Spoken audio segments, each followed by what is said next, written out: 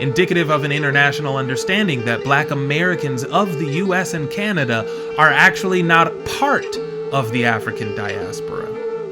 Only the black-skinned people here, those who are ancestral here. As a Latino world leader who knows the demographic history of the Americas intimately, he knows where the US got all its black people. Wake up, wake up, wake up, wake up, wake up, wake up out of your sleep, sleep, sleep, sleep, sleep.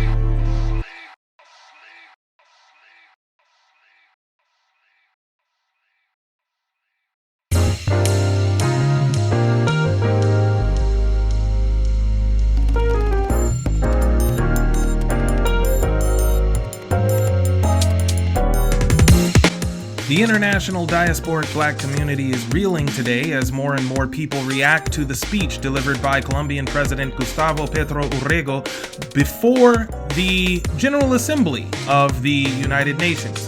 Urrego's remarks have highlighted disagreement among various ethnic groups around the world about who Black Americans really are. The United States on September 27th revoked President Urrego's visa just 4 days after his address to the 80th session of the United Nations General Assembly. BBC News attributes the harsh reaction to Urrego holding a pro-Palestinian rally in New York calling upon U.S. troops to disobey direct orders from President Donald Trump, but also to the General Assembly address, which more broadly contextualized Urrego's argument. His speech before the UN castigated the US and Western oligarchies in general for what he called an addiction to irrational power, examples of which Urrego cited as inaction on several threats against humanity, including climate change, the war on drugs, and the conflict in Gaza. In the speech, Urrego called upon black people to stand up against the US government, claiming that only Black Americans have the power to end what he referred to as American tyranny. In his appeal to Black Americans, Urrego also identified them as the original indigenous people of both North and South Americas. Take a look. Only the black-skinned people here, those who are ancestral here, that were thousands of years, have been here. Only the black-skinned people here, those who are ancestral here, that were thousands of years, have been here. Only the black-skinned people here, those who are ancestral here, that were thousands of years, have been here. Or young people, or women who don't want to see their children die of any color of their skin. The people are still hooked on fentanyl or hooked on television. Only they can stop this domination by the United States. The people who have taken to the streets in California, in New York, in Philadelphia, where the Liberty Bell stands, in spite of the National Guard that Trump sends out against its own people to shut them up, to the states that are free. These states are no longer uniting their efforts in the face of tyranny.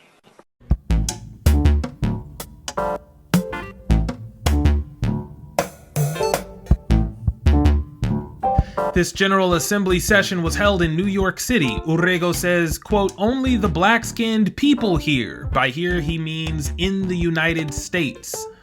Only they can stop this domination by the United States. End quote. He emphasizes who he's talking about by saying the black-skinned people here, quote, who were ancestral here, that for thousands of years have been here. End quote. He makes two key points in passing. The first is that as a Latino world leader who knows the demographic history of the Americas intimately, he knows where the US got all its black people. The transatlantic slave trade was mostly concentrated on South America, not North America. And all the research proves that. The research we're talking about is mainstream. The Slave Voyages database, frequently cited by federal government bureaus like the National Park Service, reports only 388,747 slaves from Africa ever made it to the North American mainland throughout the entirety of U.S. and colonial history. However, the 1860 U.S. Census recorded the colored population right before the abolition of slavery as totaling more than 4.4 million people already.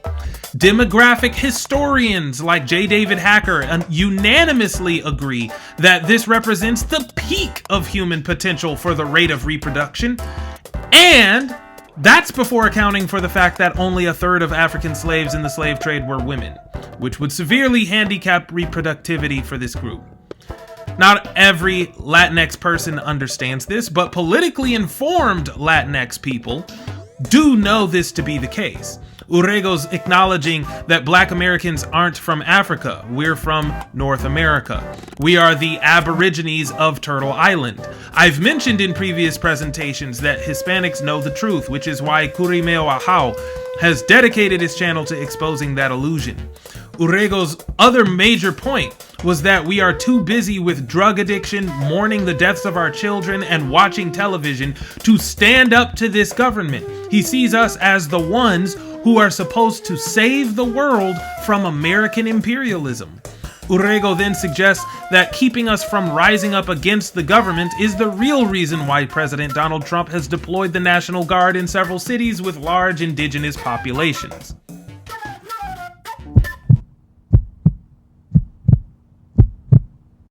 Guys, what we're about to talk about is a game changer. In short, Unahia is a small team of highly capable individuals trying to lobby Congress for federal recognition of Black Americans as pre-Columbian American Indians.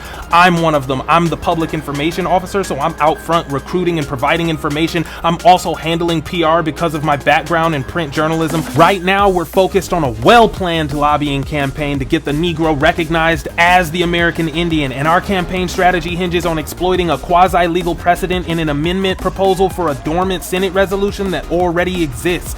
I want to appeal to everyone watching this video to support the campaign by joining Unahia. And guess what? You don't even have to know a single thing about politics or history. Just help us build our list of demands and help each other use Unahia's genealogy tools to identify your ancestral tribes. Vote yes or no on the hundreds of decisions we have to make. Participate in our tribal town hall meetings after every new moon. Look, I'm not asking for super chats or any other donations to my own pocket. If you've got any spare change, use it to become a stakeholder in Unahia, which can be done for as little as $7. You can opt into stakeholder leadership for about $20 if you've got the budget for it, which gives you greater voting power on the decisions we make as a tribe. Believe it or not, it only takes 5 minutes to help us reclassify ourselves as Indians. Let's go!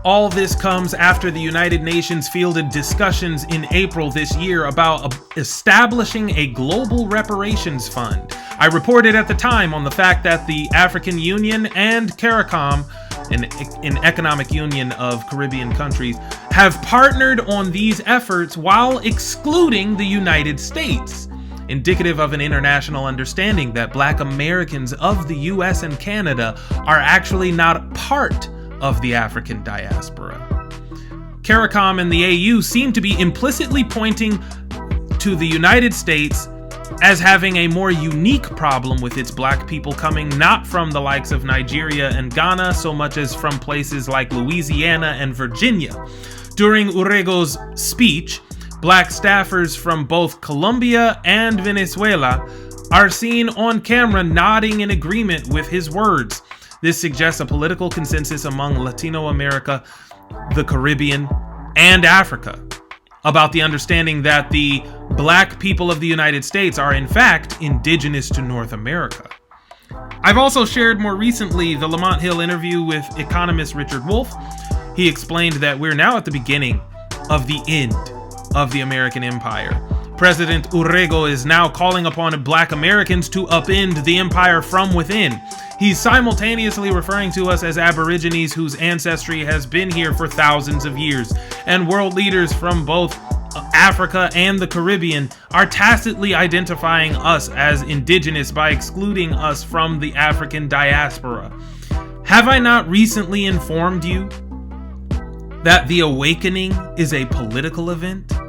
Were you not told this by Nabi Yeshaya, the prophet Isaiah? Isaiah 52, verses 13 to 15. Behold, my servant shall deal prudently. He shall be exalted and extolled and be very high. As many were astonied at thee. His visage was so marred more than any man, and his form more than the sons of men. So shall he sprinkle many nations. There's your diaspora. The kings shall shut their mouths at him. For that which they had not been told shall they see, and that which they had not heard shall they consider. End quote. He prophesied that the servant of Gichimanito, the servant of the Great Spirit, would deal prudently and be exalted for it. Wise dealing is savvy politics. We're going to outsmart them at their own game when they're vulnerable. That's what Unahia's mission is, to use their own legal classifications, to amend their own proposals based on their own research, to compel truth and reconciliation. Suddenly, we will be praised as the chosen people of the Great Spirit once we cause them to realize what our true identity is, which starts with us being the Indians. Next, Isaiah said many peoples were astonished by the servant and explains why. It's because our visage, which is the way we're perceived by others, was marred or ruined more than anyone else's because we fell from being the guardian empire of truth to being the international slave class. In that way, the servant will be scattered across many nations. In what way? By way of becoming the international slave class for so long that our former glory is forgotten. So when this is remembered, Isaiah says world leaders will no longer speak against us because they'll realize the truth about us, which they were never told, and they'll begin to consider the possibility that we are in fact the chosen people. Isaiah is describing how everyone awakens to the truth, not just us. How do we know that this servant is us, though? We know because Isaiah's been talking about this same servant for the past dozen chapters consecutively already. Isaiah 49, verse 3, quote, "And he said unto me, Thou art my servant, O Yatzarel, in whom I will be glorified." End quote. That's just 3 chapters earlier. The servant is Yatzarel. President Urrego didn't leave it at just calling upon us to put an end to tyranny on our soil. He charged us with steering the country in the right direction on everything from climate change to conflict in Israel. Urrego said the U.S. has been complicit in genocide in Palestine. And apparently that too is our problem.